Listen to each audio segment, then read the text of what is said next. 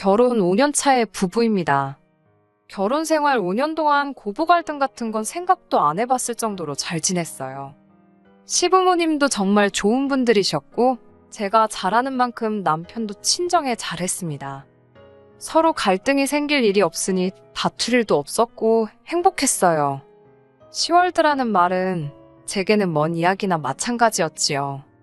그런데 얼마 전에 저희 결혼하기 전에 이민 생활을 나갔던 신우가 이민 생활을 실패하고 귀국을 하게 되면서부터 잘 맞아 떨어지던 단추가 하나둘씩 흐트러지기 시작했어요.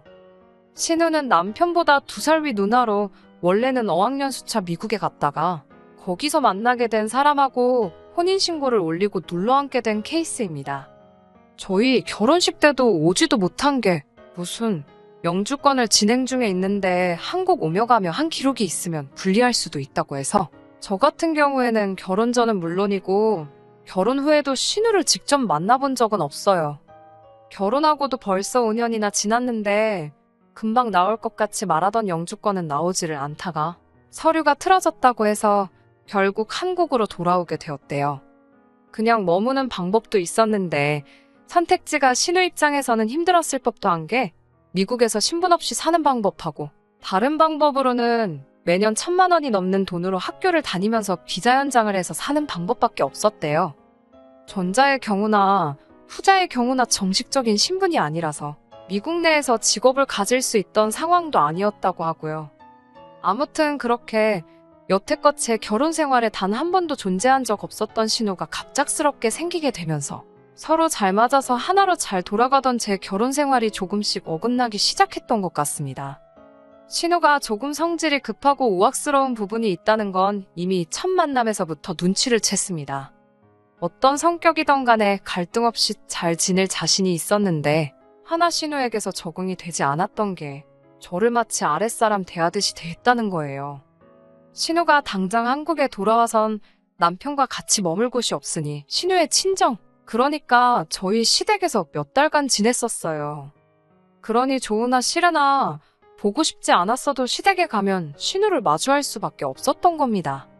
그런데 신우는 당연스럽게 저한테 일을 시켰어요. 신우가 저한테 일을 시키는 게 기분이 썩 좋지만은 않았습니다. 그동안 시부모님께서 저한테 시집살이 비슷하게 시킨 것도 하나 없으셨거니와 저 또한 제가 해야 하는 부분에 대해서는 시부모님이 가만히 있어도 된다 하셨다고 하더라도 스스로 알아서 제 할 일을 했었거든요. 굳이 시키지 않아도 제가 할 수 있는 일은 제가 알아서 하고 제가 안 해도 되는 일은 알아서 안 하는데 신우는 마치 저를 임자 만났다는 듯 아예 초반에 기선제압을 하려고 하는 건지 이것저것 다 시키더라고요. 오죽하면 시어머니가 신우한테 왜 그러냐고 할 정도로 티나게 저를 부려먹으려고 안달이었어요. 과일 깎는 것 정도는 제가 당연히 할 수 있는 일이고 그동안도 제가 알아서 했던 일입니다. 사람에 따라서는 그걸 기분 나쁘게 받아들이는 사람도 있다는 걸 알지만 저한테는 크게 문제가 되지 않는 일이에요. 애초에 시부모님이 과일 같은 거 잘 안 챙겨 드시기도 해서 제가 일부러 과일까지 가져와서 드시라고 준비해드리곤 했거든요. 신우한테는 시댁에서 과일 깎는 게 엄청 싫었던 일이었던 것 같아요.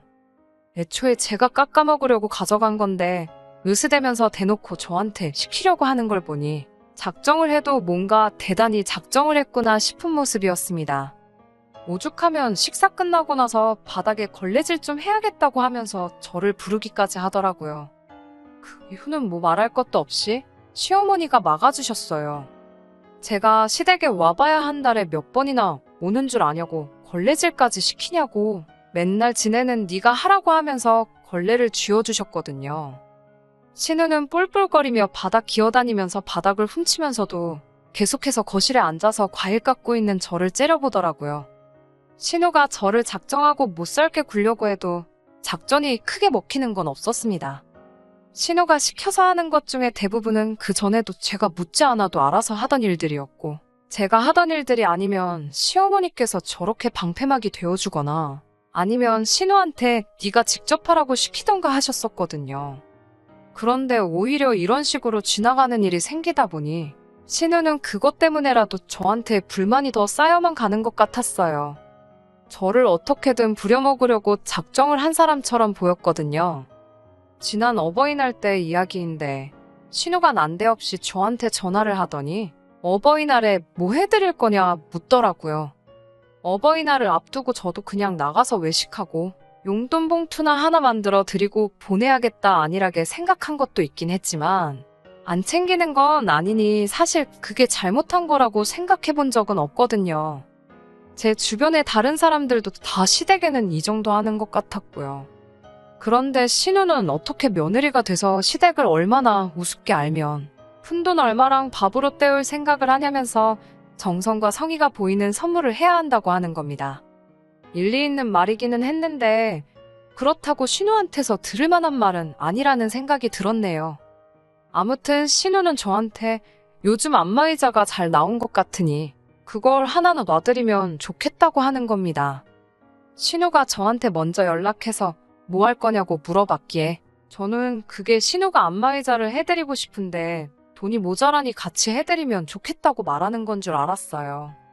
그래서 신우 말에 안마의자가 요즘 얼마나 하냐고 반반씩 해서 하나 놔드리면 좋겠다 말했더니 자기가 시부모님을 모시고 살고 있는데 왜 의자까지 해줘야 하냐는 겁니다. 안마의자는 저보고 사라고 하는 소리나 다름이 없었죠. 그런데 신우 말이 어이가 없잖아요. 신우가 시부모님 댁에 남편하고 처가살이 하면서 얹혀 살고 있는 거지 모시고 살고 있는 게 아니잖아요. 심지어 두 사람이 미국에서 유학을 했다고 해서 엄청 좋은 학교를 다녔던 게 아니고 영주권을 받기 위해서 몇 년 동안 비교적 학비가 저렴한 어학원만 전전했던지라 한국에서 그렇다 할 직장도 구하지 못하고 빌빌거리고 있던 상황이었어요. 돈을 모아서 한국으로 온 것도 아니고 도망치듯 돌아와서 무일푼으로 시부모님 댁에 얹혀 사는 걸로 알고 있는데 시부모님 모시느라 고생하고 있는 건 자기니까 저보고는 돈 드는 부분을 다 내는 게 맞다는 식으로 이야기하는 게 어이가 없었습니다. 안마의자 사드리는 건 좋은 아이디어 같기는 했지만 시부모님이 원래 운동도 다니시고 원체 건강하신 분들이세요. 집에 있으면 사용하시기야 하겠지만 제 생각에는 신우가 지가 갖고 싶어서 저러는 것처럼 보이더라고요. 시댁 방문해도 어디가 뻐근하다, 침대에서만 생활하다가 바닥에다 이불 깔고 잘라니까 아주 허리가 산산조각이 나는 것 같다 하면서 안마의자 하나 장만하면 좋겠다고 일전에도 노래를 부르듯 안마의자 타령을 한 적이 있던 신우였거든요. 그 속이 뻔히 보이는데 제가 시부모님 위해서 하는 것도 아니고 신우 좋으라고 시댁에 안마의자를 내 돈으로 놔주고 싶지는 않더라고요. 그래서 신우한테 요즘 인터넷 찾아보니까 안마의자 같은 건 정수기처럼 달마다 렌트해주는 데도 많다더라. 저는 시부모님 어버이날에 외식하고 용돈 드리는 걸로 정해놨으니 정 하나 해드리고 싶으시면 신우가 직접 해드리는 게 좋지 않겠냐고 은근슬쩍 비아냥거리면서 말해줬죠. 한 달에 렌트해봐야 비용 얼마 나오지도 않고 안마의자라는 게 원체 부피가 큰 가전이다 보니 안 쓰게 되면 집에 자리만 차지하는 애물단지로 전락하잖아요. 몸에 잘 맞을지 아닐지도 모르는데 무턱대고 몇백만 원 줘서 새 걸 사드리는 것보다 한번 렌트로 써보고 결정하는 것도 나쁘지 않지 않겠냐고. 그렇게 한마디 했더니 신우가 저보고 아주 너 같은 며느리는 세상에 없겠다고 하고 전화를 끊더라고요. 저는 속으로 너 같은 딸도 세상에 없을 거다 하고 말았네요. 당장 신우가 저를 귀찮게 하기는 했지만 저한테 직접적으로 피해를 주는 부분은 없다고 생각했어요. 거기에 그동안 결혼 생활하면서 시부모님과 저희 관계가 워낙에 좋았기에 신우가 저런다고 해서 제가 덩달아 시부모님한테까지 나쁘게 대해야 할 이유는 없다고 생각했습니다. 그런데 얼마 전에 시어머니가 급격하게 몸이 안 좋아지게 돼서 병원에 자주 오며 가며 하셔야 하는 일이 생기게 되었습니다. 일주일에 2번씩 병원에 왔다 갔다 하셨어야 했어요. 아버님은 아직 은퇴를 안 하셔서 일을 하고 계시고 남편도 일을 하고 있어서 어머님을 모시고 병원에 다녀올 수 없는 상황이었어요. 예전에도 어머님이 같은 이유로 몸이 안 좋으셔서 제가 어머님을 병원에 오며 가며 모시고 다녔던 적이 있었습니다. 저 또한 일을 하고 있었는데 저 같은 경우에는 제가 하는 일이 회사를 나가는 게 아니다 보니 그런 시간적인 부분에 있어서는 조금 유도리가 있는 직장이어서 그렇게 할 수 있었던 거예요. 하지만 이번에는 조금 안심을 했던 게 신우가 집에 상주하고 있으니 이번만큼은 조금 괜찮을 거라고 생각했어요. 신우가 오며 가며 시어머니 모시고 병원도 다닐 수 있고 경우에 따라서는 신우가 어머님 병수발까지 들을 수 있는 상황이었으니 말이지요. 몇 년 전 그 당시보다 나아진 상황이라 저나 남편, 시아버지의 시어머니까지 다들 안도의 한숨을 내쉬었는데 정작 시어머니 모시고 병원 다녀와야 하는 신우가 자기는 하기 싫다고 대놓고 선언을 하더라고요. 자기는 차도 없는데 시어머니를 어떻게 모시고 다니겠냐고 하면서 저희 보고 자기가 시어머니 모시고 병원 다녀오기를 바란다면 저희 자가용을 신우한테 맡기거나 아니면 그동안 자기가 타고 다닐 차를 마련해달라는 겁니다. 렌트를 해주던, 새 차를 사주던, 중고차를 사던 그건 상관이 없다고 말하는 거였어요. 그런데 속이 뻔히 보이더라고요. 그것 또한 미국에서는 자동차가 있어서 여기저기 다녔는데 한국에서는 당장 차 없이도 살 수가 있으니 차를 따로 안 샀다는 거예요. 그런데 막상 차 없이 살려니까 불편하다는 거죠. 그렇다고 차를 한 대 뽑기에는 유지비는커녕 기름값도 낼 수 있는 상황이 아니다 보니 차를 사야 하는 변명조차 할 수가 없었던 거예요. 이참에 신우는 지 돈 안 들이고 차까지 뽑아서 시어머니 병원 모셔다 드린다는 핑계로 남편하고 어디 좀 놀러 다닐 계획을 세우고 있던 것 같더라고요. 속이 뻔히 보이는 개수작이지만 어쩌겠어요. 당장 신우가 차가 없으면 안 하겠다는데. 그래서 울며 겨자 먹기로 남편이 타는 차를 신우에게 넘겨주게 되었습니다. 신우 조건이 평일에도 자기가 차를 쓸 수 있어야 한다는 조건이 붙어 있었기에 짚고 넘어가고 싶었지만 어쩔 수 없었어요. 어쨌든 시어머니 병원 모시고 다니는 일은 해주기로 한 거니 저희들 입장에서는 급한 일부터 해결을 하자는 생각이었으니 말이지요. 처음 몇 주간은 신우가 시어머니 모시고 병원을 잘 다녔어요. 체력적으로 지쳐있는 시어머니가 집에서 쉬고 계시면 신우가 집에서 시어머니 대신 집안일을 해주거나 병수발을 들어주거나 하지는 않았지만 말입니다. 신우는 차가 생겼으니 신이 난다고 병원 가는 날이 아니면 놀러 다닐 생각밖에 없었던 것 같아요. 병원 가는 날만 아니면 신우는 거의 집에 없는 걸로 봐도 무방했습니다. 어머니가 저렇게 아프고 자기 남편의 아버지의 동생네 부부까지 다 돈 버느라 정신이 없는데 저렇게 놀러 다니고 싶을까? 놀러 가서는 재밌게 놀 수나 있나 싶었어요.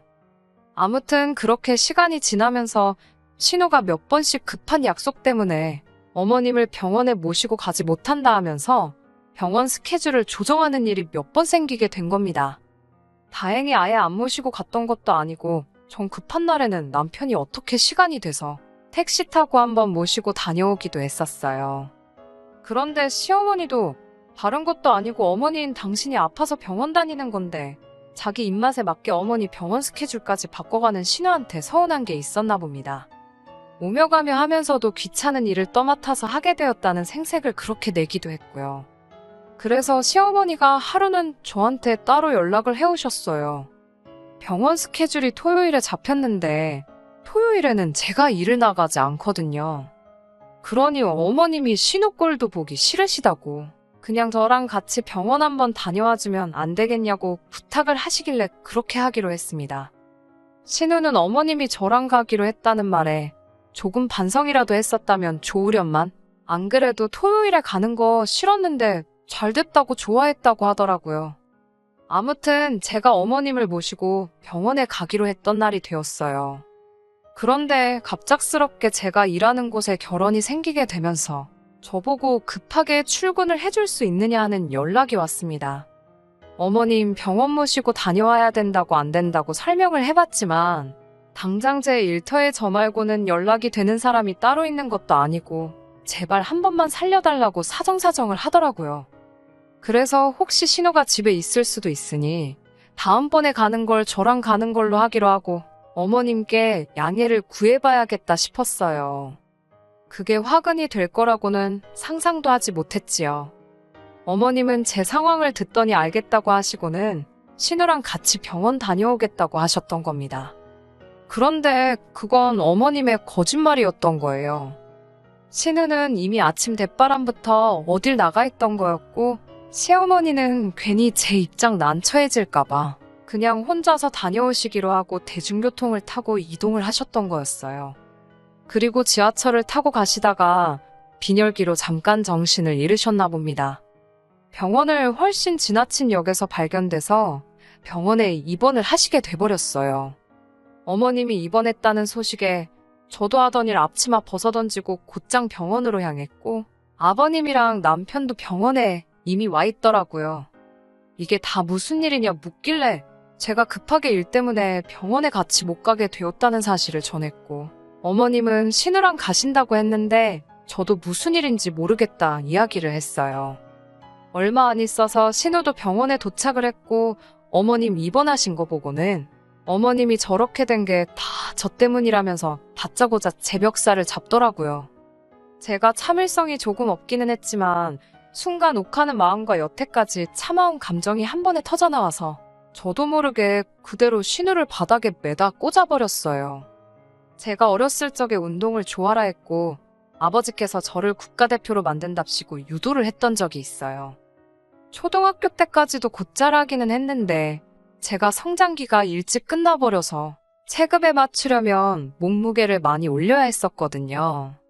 그런데 어린 여자아이 마음에 그렇게 하기는 싫기도 했고, 이미 초등학교 때도 저보다 잘하는 애들이 많아서 그냥 포기를 했었어요. 그 뒤로는 그냥 평범한 여자의 삶을 살아왔는데, 그래도 그때 배운 게 몸에 남아있다 보니 저도 모르게 신우를 바닥에다가 매다 꽂아버린 거지요. 그 자리에 있던 모두가 눈이 동그래져서 심지어 기운 없이 누워 계시던 시어머니도 덩달아 놀라서 그 상황을 지켜보더라고요. 저도 바닥에 널브러진 신우를 보면서 후다닥 제정신이 들어서 제가 뭐 한 거지 하는 생각이 들었습니다. 그래도 시부모님 보는 앞에서 신우를 바닥에 내동댕이 쳐버렸는데 좋은 소리 들을 거라고는 생각도 못했지만 역시 저희 시부모님이었어요.